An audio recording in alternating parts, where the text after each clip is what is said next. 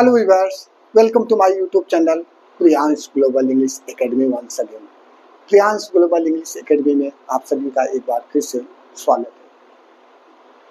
इसके ठीक पहले वाले वीडियो में मैंने आपको सिंपल पास्ट के नेगेटिव सेंटेंस के बारे में बताया, उसके नियम पहचान के बारे में बताया, प्रयोग के बारे में बताया। इस वीडियो में मैं आपको सिंपल पास्ट के इंट्रोगेटिव प्रश्नवाचक वाक्य के बारे में बताने जा रहा हूँ। इसका पहचान तो जैसा अफर्मेटिव सेंटेंस में है, नेगेटिव में है, ऐसा इंट्रोगेटिव में भी है। नियम अलग है। इसका नियम सिंपल पास्ट, इसका रूल्स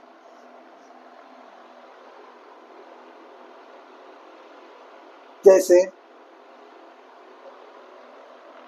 इसमें हर सब्जेक्ट के पहले डिड का प्रयोग करते हैं। डिड का डिड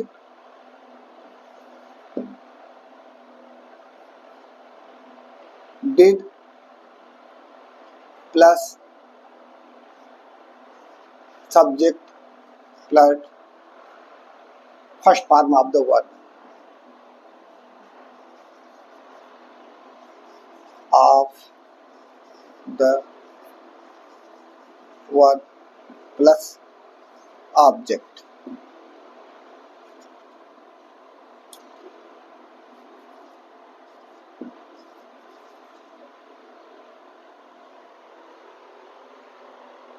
Did, इसके बाद सब्जेक्ट, इसके बाद first form of the word और फिर ऑब्जेक्ट। जैसे क्या हुआ पत्र लिखा,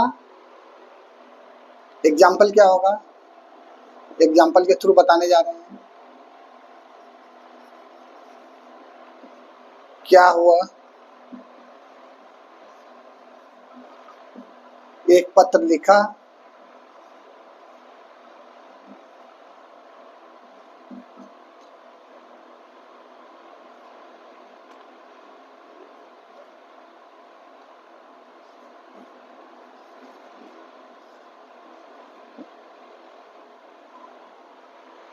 क्या हुआ एक पत्र लिखा। तो इसके लिए क्या करेंगे, सबसे पहले डिड का प्रयोग करेंगे। Did did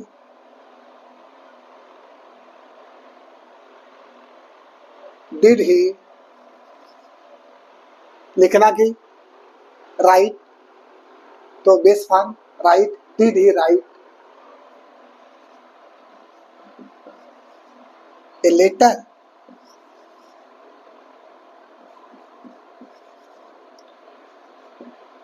question mark.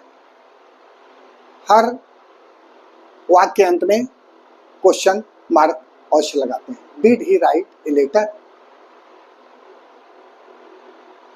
क्या उसने एक गीत गाई या गाया, क्या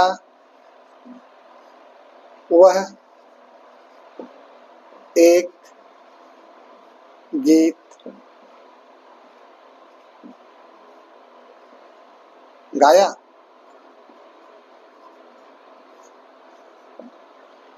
क्या के लिए, डिड। डिड अगर हम सी से शुरू करते हैं तो डिड सी, गाना की इंग्लिश हो गई sing, did she sing a song,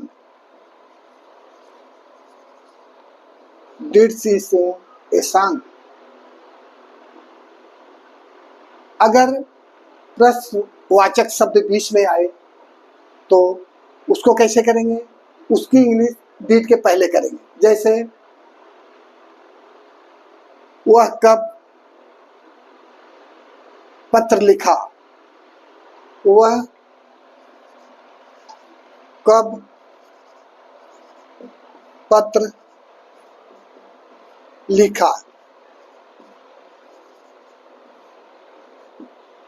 तो कब की इंग्लिश क्या हो गई, व्हेन। पहले व्हेन लिखेंगे, इसके बाद डिड लाएंगे। व्हेन डिड, इसके बाद सब्जेक्ट, व्हेन के बाद डिड, डिड के बाद सब्जेक्ट,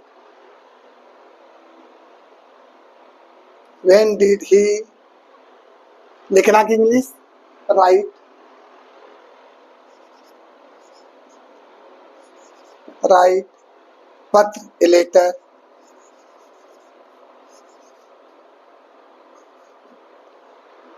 जो भी प्रश्नवाचक शब्द वाक्य के बीच में आए तो उसकी इंग्लिश डिड के पहले लिखेंगे। वह कहाँ गया,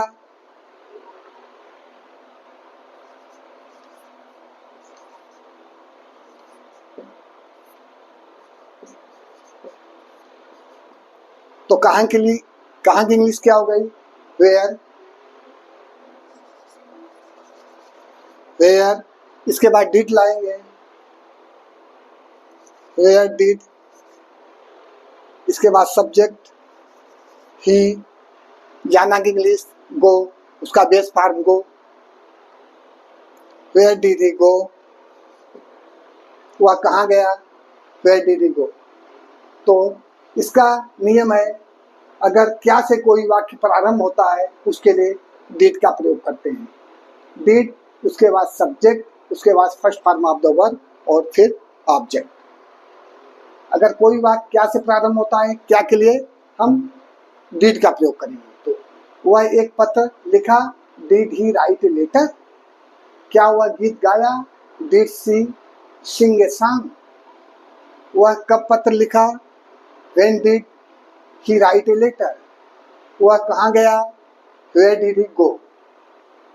तो इसमें पहले क्या के लिए डिड का प्रयोग करते हैं। अगर कोई वाक्य क्या से प्रारंभ होता है तो उसके लिए डिड का प्रयोग करेंगे, इसके बाद सब्जेक्ट, फिर first form of the verb और फिर ऑब्जेक्ट।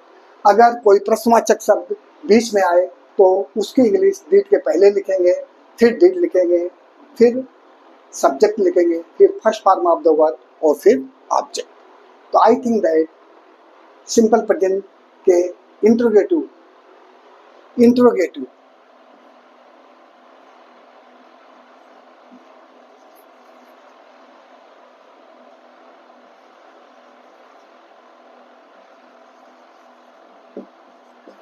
Interrogative sentence. तो I think that simple present के इंट्रोगेटिव सेंटेंस के बारे में आपको समझ में आ गया होगा। इसके ठीक पहले वाले वीडियो में मैंने आपको सिंपल प्रेजेंट के नेगेटिव के बारे में बताया और ठीक उसके पहले वाले वीडियो में सिंपल प्रेजेंट के अफर्मेटिव सेंटेंस के बारे में बताया। तो आपको भली बात पूरा समझ में आ गया होगा। तब तक के लिए मुझे आपसे अनुमति चाहिए और फिर मैं आपको दूसरे वीडियो में जल्द से जल्द मिलूँगा।